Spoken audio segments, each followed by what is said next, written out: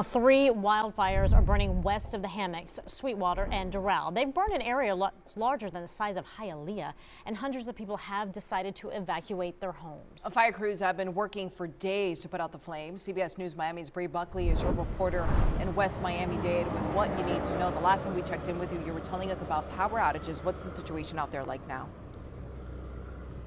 Yeah, we're still seeing that those traffic lights are out. That power outage still here on US 27 near Chrome Avenue. But as the sun is coming up, I do want to show you we're getting a better idea of what the smoke is looking like today.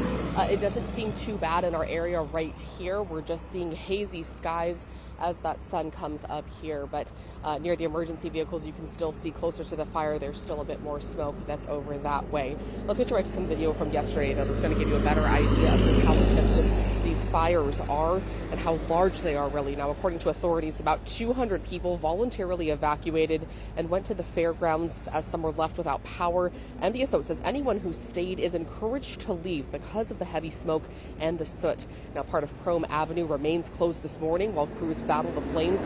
Fire officials say lightning that struck on Sunday near Metro West Detention Center is what started the wildfire. This morning, the wildfire has burned and is about 25% contained. The Quarry 2 fire is 50% contained, and the latest fire that started burning yesterday southwest of the first two, named the Coptic fire, is 0% contained.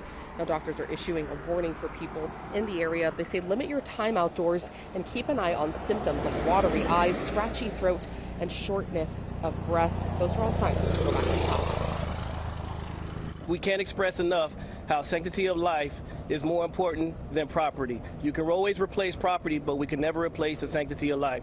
So we encourage that you do not frequent this area until we have everything completely settled. You definitely want to avoid triggers if at all possible, specifically if you're high risk. No word yet on how long it could take to put the flames out. Fire officials have not given us a timeline. We have reached out this morning for an update. For now, we're live in West Miami-Dade. Buckley, CBS News, Miami.